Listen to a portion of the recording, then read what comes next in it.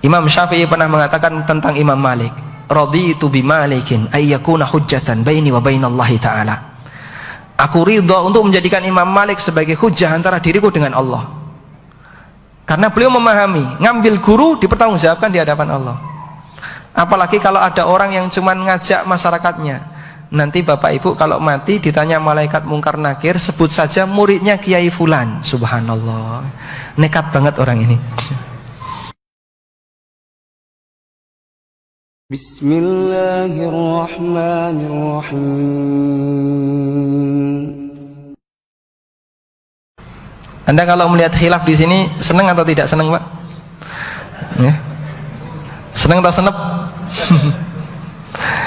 Begini hadirin, jadi kalau Anda belajar ketemu khilaf, tolong jangan sampai menjadi orang yang tidak dewasa dalam memahami perbedaan. Ada beberapa orang yang dia tidak dewasa ketika melihat perbedaan. Ada 3 sikap yang bisa kita kenali dari orang ini. Pertama, kalau lihat perbedaan marah. Nah, sehingga dia kalau pro sama Ustadz A nanti komen di Facebook nyerang Ustadz B. Nah, ini potret orang tidak dewasa. Dan terkadang saya secara sengaja memprivat beberapa artikel dan video tentang masalah hukum karena yang nonton nggak dewasa. Itu komennya pedes banget di situ ya. Wah, ini kok malah jadi padu di sini. Dah privat saja ya, daripada bikin rame. Orang seperti ini lebih baik bodoh daripada pinter. Kamu kalau belajar nggak dewasa, akhirnya malah tiap hari cuman emosi saja. Berarti lebih baik kamu nggak belajar masalah ini ya. Yang saya maksud bodoh adalah tidak belajar masalah ini. Misalnya dia masalah GoFood ya, pro Ustadz A. Nah, ada Ustadz B mengatakan yang berbeda. Kamu kalau belajar Ustadz B nanti sakit hati. Lebih baik jangan belajar Ustadz B, cukup Ustadz A saja. Karena dia belum siap dengan khilaf, belum siap dengan perbedaan pendapat. Berarti dia nggak dewasa dalam masalah ini. Yang kedua, ada sikap orang yang tidak dewasa dalam menanggapi perbedaan. Ketika muncul perbedaan, dia langsung putus asa. Ini gimana ini?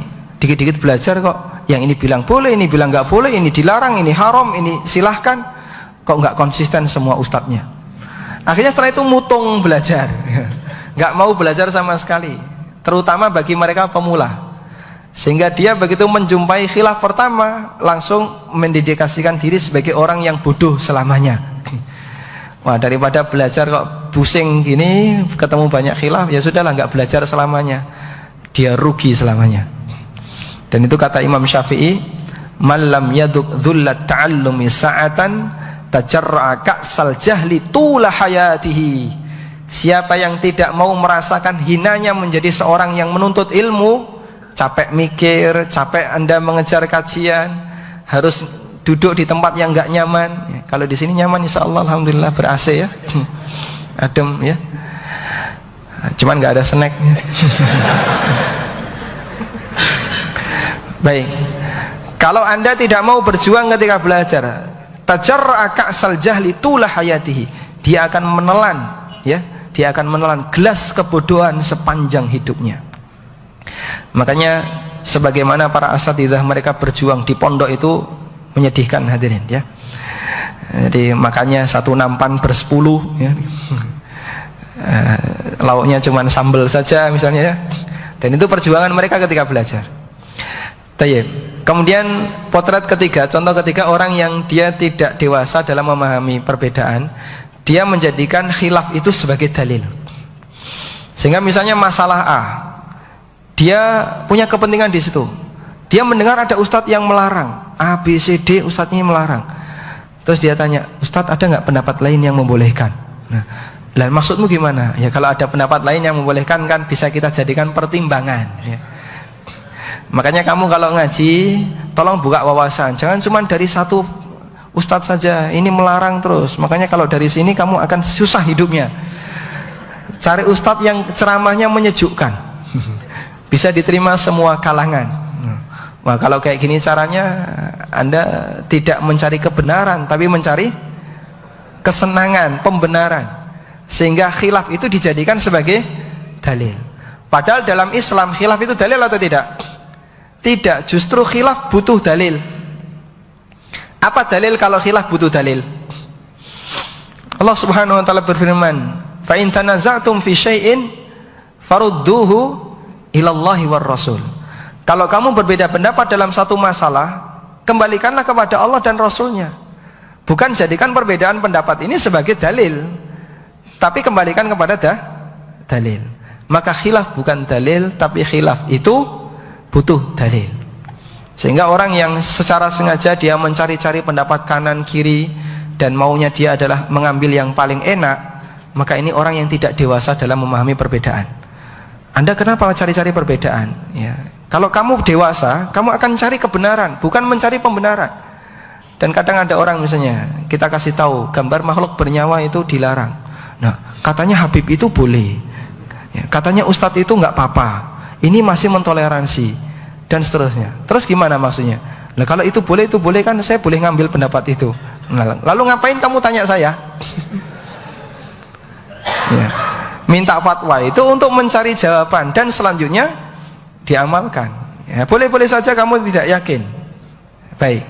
Tapi intinya masing-masing di antara kita akan dimintai pertanggungjawaban oleh Allah Subhanahu wa taala atas pilihan yang kita lakukan. Kenapa Anda milih pendapat A, Anda milih pendapat B? Anda jangan punya prinsip. Kamu bebas milih pendapat para ustadz, yang penting dia pimpinan agama. Yang penting dia ustadz. Nanti kalau benar kamu dapat pahala, kalau salah dia yang nanggung dosa. Kok enak? Ya nggak bisa. Dalam mudharabah itu untung bagi bersama, rugi bagi bersama, kan gitu ya. Sehingga kalau Anda mengambil pendapat ustadz, Anda jangan berpikir nanti kalau benar saya dapat pahala, kalau salah biar ustadz yang nanggung dosa. Ya nggak mau ustadznya. Kita juga harus bagi hasil. Ada dosa kita bagi hasil bersama, gitu. Dan ini dibantah oleh Allah dalam Al-Quran. Banyak orang musyrikin itu berpandangan, bahkan termasuk orang-orang munafik, mereka itu mengatakan, kamu maksiat saja, nanti dosamu saya yang nanggung. Dan itu dibantah oleh Allah. Makanya ketika mereka masuk neraka, mereka kan saling marah, ya.